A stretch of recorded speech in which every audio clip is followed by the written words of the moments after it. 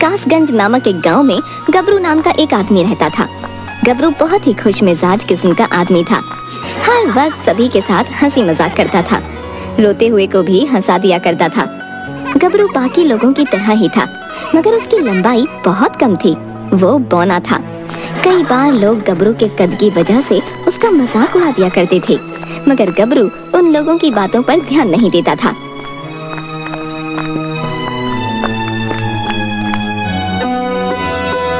अरे भाइयों, तुम सभी यहाँ चाय पीने आते हो या लड़ाई करने आते हो हैं? तुम लोग तो एकदम बुड़बक हो। रुको, अभी हम तुम लोगों को हंसाता हूँ। हाँ, तुम सभी लड़ना तो एकदम बंद ही कर दो, वो भी अभी के अभी। क्या रे गबरुआ, हैं? कैसन हो? तुम्हारा ही इंतजार कर रहे थे हम। अब तने कछु मस्त सा सुनाए दो। इस सब का शांत करवाई के खातिर दिमाग का दही हुई गवाह है। अरे भैया जी, काहे परेशान होते हैं? अब आपका गबरुआ आ गया है ना, पी लीजिए। गबरू की तरफ से एकदम तड़कता फड़कता शानदार चुटकुला। तो एक बार की बात है, एक पत्नी अपने पति से कहती है कि अजी सुनते हो, पड़ोस वाली मीना की बेटी को 100 में से 99 नंबर मिले हैं। इस पर पति पूछता है, अच्छा फिर एक नंबर कहाँ गया? ये सुन पत्नी कहती है कि वो एक नंबर अपना चिंटुआ लेकर आया है।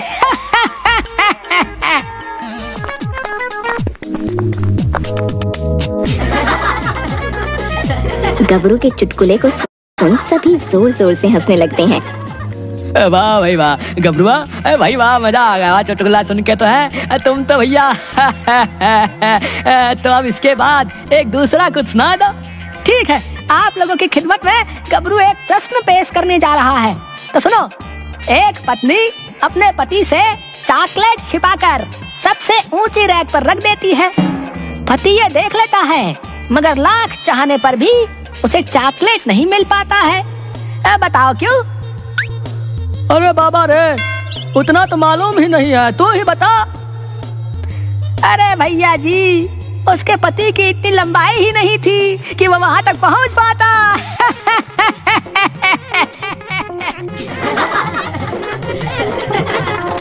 ओहो, मतलब वो तेरी तरह बौना था। ये सुन गबरू बहुत दुखी हो जाता है। सभी उसका मजाक उड़ाने लगते हैं और जोर जोर से हंसने लगते हैं। अच्छा ठीक है, अब हम चलते हैं। क्या रे गबरू, तू भी ना जैसा खुद है वैसा प्रश्न करता है।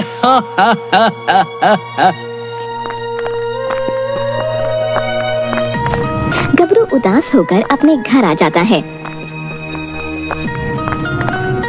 मैं हमेशा गांव वालों के मजाक को मजाक ही लेता हूँ, मगर ये सभी हर वक्त मेरे कद का मजाक बना देते हैं। खैर छोड़ो, इन सब बातों पर ध्यान देने से अच्छा है मैं कोई और काम कर लेता हूँ।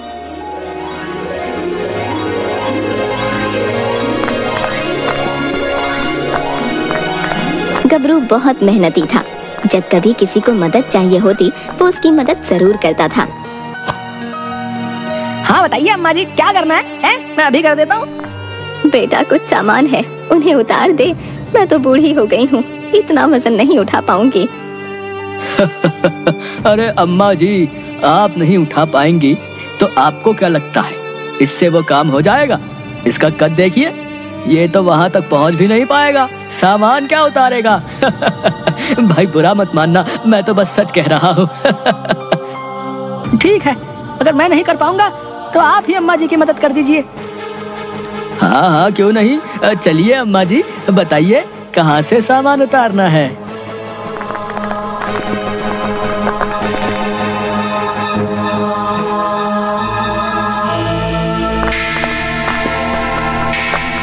गबरू चाहे कितना भी गांव वालों के साथ घुल मिल कर रहता, मगर सभी एक मौका नहीं छोड़ते थे उसके कद का मजाक उड़ाने में। गांव वालों के ऐसे व्यवहार के कारण अब गबरू उनसे कट कट कर रहने लगा। उन सभी से बहुत कम ही मुलाकात करता और चाय पीने भी कम जाने लगा।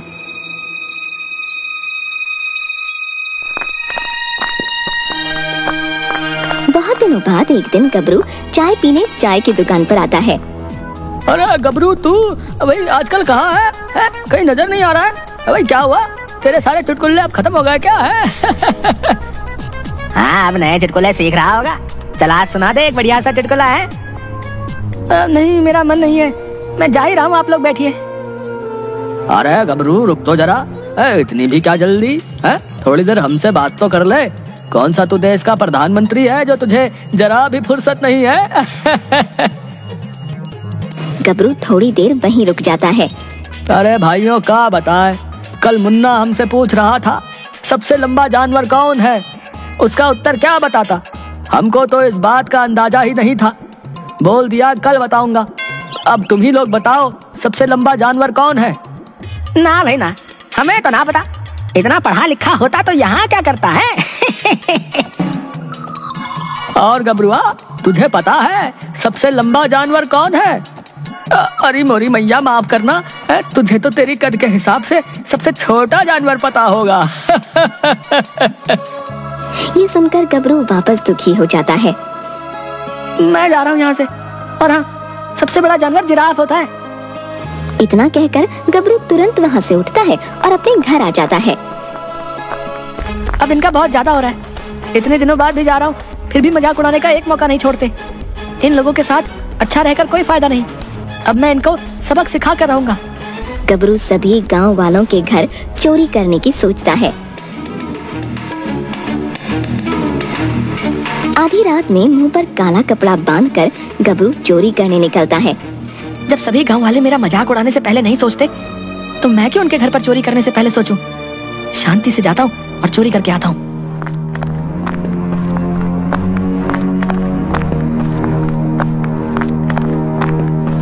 गबरू चुपके से एक घर में घुस जाता है।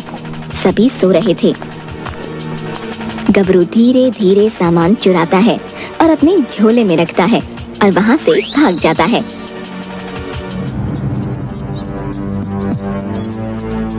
अगली सुबह गांव में हल्ला हो गया कि गांव में चोर घुस आया है। अब मुझे खुशी मिल रही है। अब ये भी परेशान हो रहे हैं। अब तक तो ये सिर्फ मुझे ही परेशान करते थे। अब मैंने भी इनको सबक सिखा दिया। हाँ।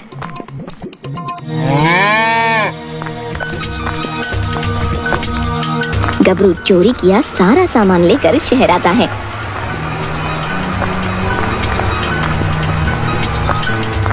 और सस्ते दाम पर बेच देता है।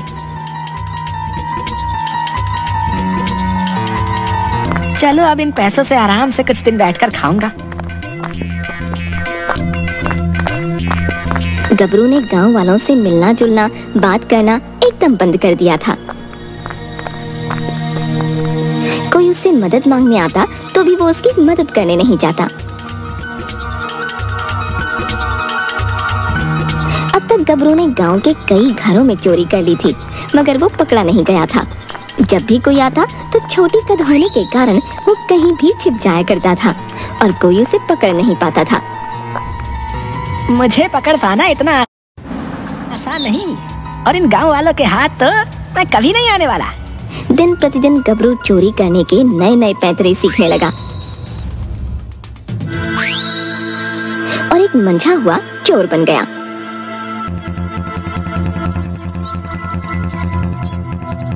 गांव वाले चोर को पकड़ने की बहुत कोशिश कर रहे थे, मगर चोर था कि पकड़ में नहीं आ रहा था। अरे ये हमार कासगंज को किसी की नजर लग गई है, जो हर घर में चोरियां हो रही हैं। राम राम, ये क्या हो रहा है? अब तो रातें जाग जाग कर बितानी पड़ रही हैं। सही कहा भैया, चोर बहुत शातिर है, लेकिन एक बात है, ज्यादातर तेज तर्रार बनने वालों के घर ही चोरियां हो रही हैं। क्या कहे तुम? चोरी तो चोरी है भैया। अरे मेरा कहना यह है कि कोई समझदार चोर है। हाँ। अरे दुकान वाला सठिया गया है।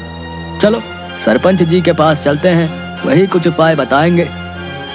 सब मिलकर सरपंच के यहाँ जाते हैं। मुखिया जी कुछ कीजिए, कासगंज अब रहने लायक नहीं लगता। चोरी चकारी बहुत बढ़ गई है। हाँ हरिया, सही बोला तुमने। हम लोग भी उसी विषय पर बात कर रहे हैं। जल्दी ही कोई ना कोई हल जरूर निकलेगा। सब चौकन्ने रहो बस। गबरू जहाँ रहता था वहीं पास में झींगा नाम का एक आदमी रहने आता है। झींगा भी गबरू से बात करने की कोशिश करता है, मगर गबरू उससे भी बात नहीं करता। अरे हम पड़ोसी, अगर ये बात कर ही लेगा तो क्या हो जाएगा? पता नहीं कैसा आदमी है। झींगा की आदत थी कि वो रात में जल्दी सो जाता था और सुबह में बहुत जल्दी उठ जाता था।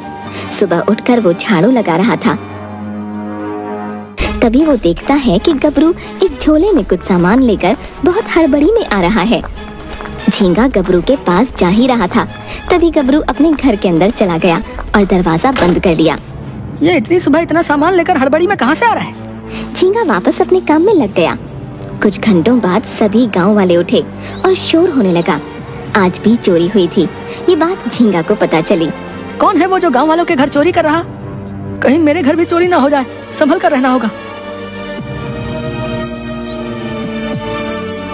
अगली सुबह भी झींगा गबरू को सुबह सुबह सामान लेकर हड़बड़ी में आते देखता है।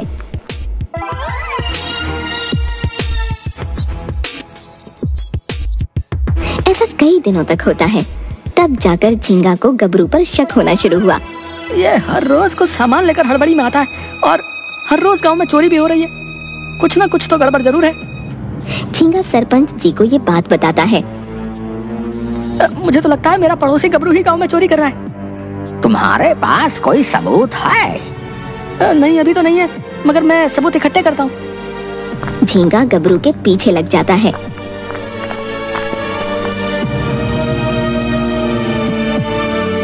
रात भर सोता नहीं और गबरू पर नजर रखता है। आधी रात में गबरू घर से बाहर आया। झींगा भी उसका पीछा करने लगा।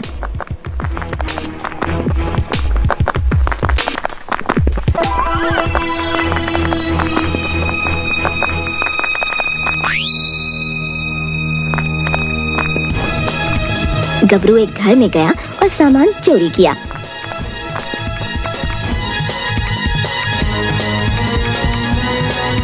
फिर दूसरे घर में गया, चोरी की और सारा सामान लेकर अपने घर की ओर आने लगा।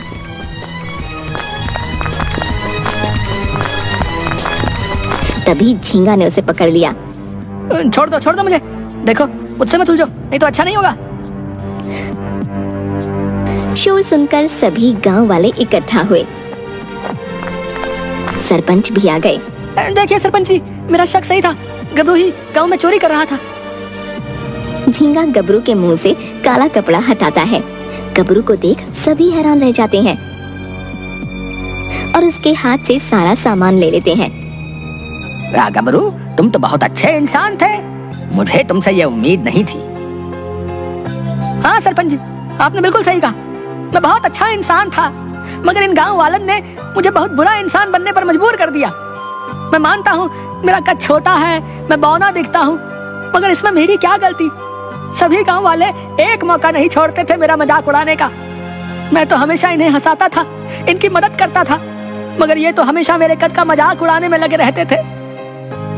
मगर तुमने चोरी क्यों की? सरपंच जी, मैंने इन सभी से बदला लेने के लिए चोरी करना शुरू किया था। जितना इन लोगों ने मुझे परेशान किया था, उतना ही मैं भी इन्हें परेशान करना चाहता था। सरपंच जी, आप इसकी बातें क्या सुन रहे हैं? तुरंत इसे कड़ी से कड़ी सजा दीजिए। चुप हो जाइए आप सभी। आज आप लोगों की वजह से एक अच्छे इंसान को बुरा बनना पड़ा और आप लोग चाहते हैं मैं इसे कड़ी से कड़ी सजा दूं। अगर इसका कद छोटा है, ये बौना है, तो इसमें इसकी क्या गलती? तुम लोगों के ताने सुन सुनकर ही गबरू जैसे जितने भी लोग हैं, वो आत्महत्या जैसा बड़ा कदम उठा लेते हैं।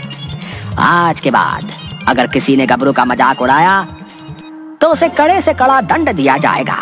और हाँ गबरू, तुम भी आज के बाद ये चोरी करना छोड़ दो और कोई भी तुम्हारा मजाक उड़ाए तो मुझे बताना।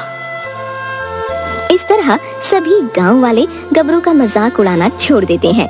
गबरू भी चोरी करना छोड़ देता है और पहले की ही तरह रहने लगता है। दोस्तों, अगर आपको हमारी कहानी अच्छी लगती है तो चैनल को लाइक कीजिए और सब्सक्राइब कीजिए। Thank you.